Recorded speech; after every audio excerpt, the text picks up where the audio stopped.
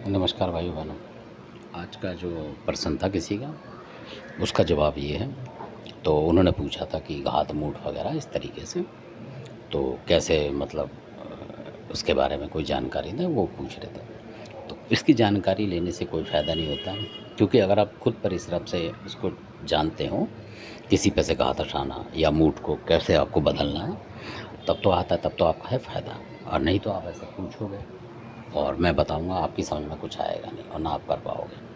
और हो सकता है अभी सोचो कि मैं बता रहा हूँ तो मतलब इसमें किसी देवता का मतलब थोड़ा हल्कापन हो रहा है, मतलब कमी हो रही है इस तरीके की। वो बात नहीं, जो सच्चाई है मैं वो बताता हूँ। तो जो घात जो चलाई जाती है, पुराने टाइम में चला रहे थे, आजकल बहुत कम है। तो वो अलग तरीके से चलती थी। तो उसके अंदर जो शक्ति है वो और भारी शक्ति होती है। और अब जो चला रहे हैं लोग ज़्यादातर, वो घात ना होकर मूठ चल रही है ज़्यादातर। तो 10-5 साल पहले हमने देखी थी घात, कहीं से चल के आ रही थी वो, तो इस तरीके से। और उसके बारे में बताऊँगा मैं आपको। तो घात जो है वो अलग है और जो मूठ है वो अलग है। मूठ में क्या होता है कि ये लोग जो चलाते हैं उसमें क्या है कि कम से कम 7 या 10 देवता उसमें भेड़ देते हैं, मतलब लगा देते हैं। अब आप सोचेंगे कि उसमें इस तरीके का कोई देवता लग के आ रहा है, सबल सिंह वगैरह, ये वो जो आप पूछ रहे हैं, तो नहीं आता। असल बात ये है, वहाँ आप कमज़ोर पड़ जाते हो। तो इसलिए मैं कहता हूँ कि ये सारी चीज़ आपको रोकनी चाहिए, वो म्यूट आपको रोकनी ज़रूर आनी चाहिए।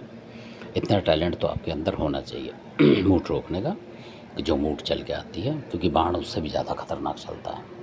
तो बाण की विद्या अलग है। और मूठ जो है वो इस तरीके से, मैं आपको सिर्फ सिंपल तरीके से बता रहा हूँ।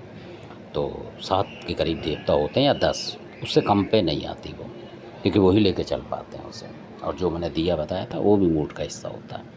इस तरीके से आपको दिखेगा। तो मूठ चल रही है, यानी कि मूठ का मतलब है कि उसने शमशानी शक्ति लगा रखी है उसमें।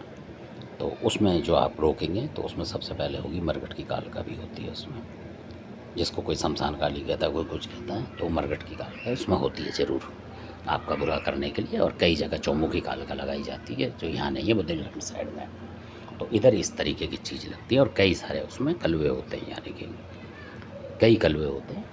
जैसे आपने सुने होंगे 56 कलुए होते हैं, उसी तरीके के जो कलुए होते हैं वास्तव में, वो भैरव अलग हैं, कलुए अलग हैं, ये मानना पड़ेगा आपको। तो कलुए कई लगते हैं शमशान के उसमें, बहुत तरीके के, क्योंकि यहाँ मैं नाम नहीं बताता हूँ, क्योंकि उनके प्रयोग बड़े खतरनाक हैं। और अगर उनकी विद्या यहाँ बताई तो फिर लोग नुकसान करेंगे बहुत ज़बरदस्त तरीके से।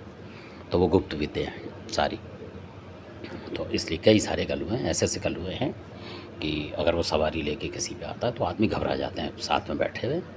तो इस तरीके के कलुए हैं, अगर जिन लोगों ने देखे वो जानते हैं, क्योंकि आप लोगों ने देखे नहीं है इसलिए। तो आप भी उससे चौंक जाओगे जिस वक्त वो आते हैं, और इस तरीके के वार पार की करके चलते हैं। तो इसलिए उन्हें कभी कभी बुलाता है, भगत भी जानकार होगा कभी बुलाएगा, उसको छेड़ेगा नहीं जल्दी, क्योंकि वो आएगा जब, तो उसको आर पार की करने के लिए आएगा। उस समय आपके पास सब चीज़ होनी चाहिए, मतलब भोग प्रसाद देने के लिए, नहीं तो फिर आपको सूट करेगा वो। हालांकि आपके वचनों में बंधा होता है, पर वो वचन लेने पड़ते हैं उससे, नहीं तो वो किसी को सूट करेगा, क्योंकि उसका काम सूट करना है। तो ये अलग विषय है। तो इस तरीके की चीज़ें आती हैं, लगा लो उसमें। अब उसको रोकने के लिए अगर आप सोचें कि सबल सिंह है आपके पास, या खरदोली कलवा पवन है, और इन 2 देवताओं से आप रोक जाएँ, तो कभी नहीं रोक सकते। हो सकता बहुत से बुरा माने मेरी बात का, वो नहीं रुकेगा फिर आपसे, चाहे वो नथिया हो चाहे कोई हो, वो रुकेगी नहीं, वो काम करके जाएगी।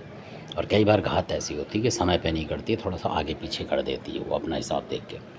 अगर आपने कोई देवता लगा रहे हो, कुछ कर रहे हो, तो वो रुक जाएगी कुछ दिन के लिए, 1-2 घंटे 4 घंटे कई बार, पर वो काम करके मानेगी अगर आपने उसको नष्ट नहीं करा तो इस तरीके की बातें होती हैं। जो मूठ होती है वो इस तरह की बड़ी भयंकर होती है, उसमें बहुत सारी चीज़ें होती हैं और कई उसमें मसान होते हैं। तो इस तरीके से मैं आपको बता रहा हूँ तो बहुत भयंकर तरीके से वो चल के आती है, क्योंकि जिसने चलाई थी, किसी ने किसी बच्चे के ऊपर चलाई थी। तो शायद उसमें जिन लोगों ने देखा था वो भी मतलब एक तरीके से उनका जो मतलब दिल था वो काँप गए थे इस तरीके से, क्योंकि किसी बच्चे पे चलाना इस तरीके की मूठ वगैरह को बहुत कमाल की बात है। और जबकि उन्हीं के कोई जानकार रिश्तेदार से टच में थे, वो इस तरीके से उन्होंने चलाई थी। तो खाली मैं मौखिक बताऊँगा उसमें। तो जिस वक़्त वो चल के आई थी, यानी कि तो लगा लो कि इस तरीके की वो मूठ होती है कि शरीर में से आपके आग निकलने लग जाएगी। यानी कि आपको बुखार का भ्रम होगा, पर बुखार नहीं होगा, और सही हो गया, पर आपके शरीर में से एकदम आग निकलेगी, यानी कलेजे में से ऐसा लगेगा आपको आग जल रही है अंदर, आप बेचैन हो जाओगे, खाओगे नहीं। खाओगे तो उल्टी आ जाएगी, मतलब खाना ही नहीं जाएगा आपको, और एकदम सूखोगे आप 1-2 घंटे के, मतलब दिन के अंदर ही आपका काम होना शुरू हो जाएगा। नहीं पहचाना तो बिल्कुल उतर जाओगे, घबराहट होगी, चक्कर आएंगे, मतलब गिरने के चांस हो जाएंगे इस तरीके से। इस तरीके तो आपको पहचानना पड़ेगा कि इसने मूठ मार दी है ज़बरदस्त तरीके से। तो अब मैं शॉर्टकट में बताता हूँ, वीडियो बड़ा हो जाएगा। तो उसको रोकने के लिए जिनकी मैं बता रहा हूँ वो बुंदेलखंड से निकल के आए थे, और जो कासगंज के थे जिनकी मैं बताता हूँ, उन्होंने ही विद्या सिखाई है उनको, इसलिए हम उनको मतलब प्रणाम करते हैं। और महान व्यक्ति हैं वो, कि जो कुछ भी वो दे गए, मतलब चाहे वो 100 में से 30 रुपये दे गए, पर वो 30 रुपये कामयाब हैं उनके दिए हुए, मतलब ये बात है। क्योंकि हमेशा आदमी अपने गुरु से मिलके नहीं चल पाता, कहने का मतलब हमेशा वो, क्योंकि नौकरी के चक्कर में कोई कहीं है कोई कहीं है, तो कभी कभी लोग मिलते हैं तो जितना ज्ञान मिला उतना मिलता है लोगों को, ये भी होता है। क्योंकि वो सोचते हैं बाद में ले लेंगे, बाद में फिर वो आदमी नहीं रहता, कई बार ऐसा भी होता है, तो वो जितना होता है उतना ही रह जाता है। तो इसी तरीके का जो उनकी कृपा से ज्ञान था उस बात की बात है ये। तो उन्होंने बहुत ज़्यादा सिद्धियाँ करी थी, मतलब बहुत तरीके की, इस तरीके के थे वो जो कासगंज के थे। और उसी में से जब कोई चीज़ आई तो आप ये लगा लो कि बहुत सारी चीज़ थी उसमें। तो जिनकी बता रहा हूँ उनके पास भैरव भी थे, काला भैरव जो होता है वो भी था उनके पास, और कई और चीज़ें थी। ढाके बंगाले का जो कलुआ वो था उनके पास, बड़ा भयंकर होता है वो, देवी शारदा को मान के चलता है वो। और बुंदेलखंड की शक्ति है वो बहुत ज़बरदस्त। और बुंदेलशहर में भी कई लोग मानते हैं उनको, पर वो कर नहीं पाते उनके उस तरीके से शायद। और बहुत ज़बरदस्त उनकी साधना है, मतलब उनकी। तो जिस वक़्त उन्होंने करा तो अब लगा लो कि संभल नहीं रहा था वो। जब संभला नहीं उनके पास तो उसी समय उनके पास, यानी कि इतनी, मतलब इतनी शक्ति थी उनके पास। अब आप ये देखिए कि उसमें क्या चीज़ होगी। तो माता जो काली कंकाली हैं वो अलग हैं, शमशान काली ना समझें ना मरघट काली समझें, वो काली अलग है, वो भयंकर है, मतलब शमशान की मतलब महाशक्ति हैं वो।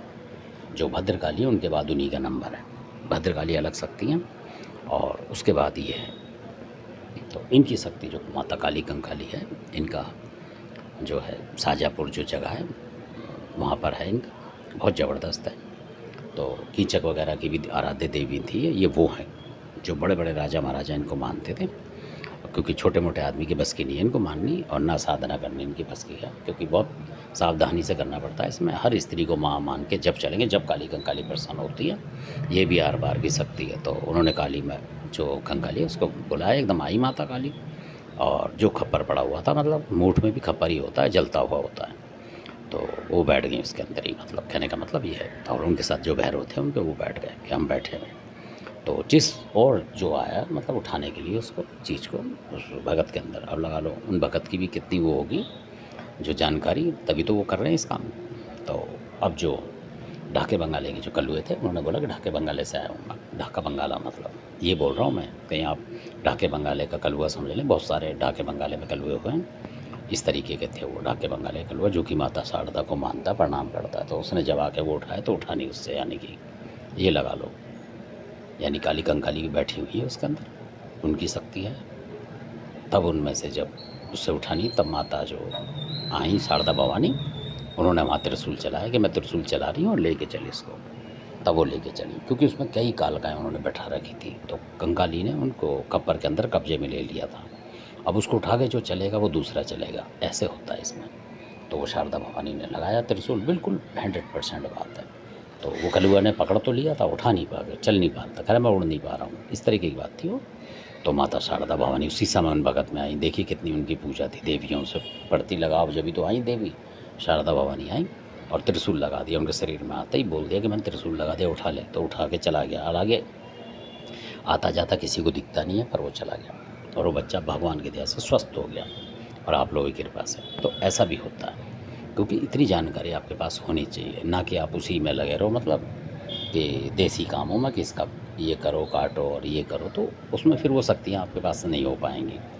तो इस तरीके से इंसान आप वही रहोगे, पर आप उन शक्तियों का सेवन करते रहोगे खाने पीने का, तो फिर ये शक्तियाँ आपसे दूर हो जाएंगी। और ऐसा कोई मौका पड़े, भगवान ना करे किसी के बाल बच्चों पे पड़े, तो आप बेबस होकर मुंह उठा के देखते रहोगे, खाली कर कुछ नहीं पाओगे। क्योंकि इन शक्तियों में आने जाने में टाइम नहीं लगता, मिनट के सेकंड में जाती हैं ये इंसान को लेके। इस तरीके की शक्ति हैं, तो देवी शक्ति आपके पास ज़रूर होनी चाहिए। इसलिए मैं विषय में बताता हूँ बारी बारी से, कि ताकि आप लोग के घर में कोई दुर्घटना ना हो और आपको जानकारी कम से कम हो। इस तरीके से आप जानकारी लें इनकी। धन्यवाद। आपने वीडियो देखा, अच्छा लगे सब्सक्राइब शेयर करें, लाइक करें। धन्यवाद।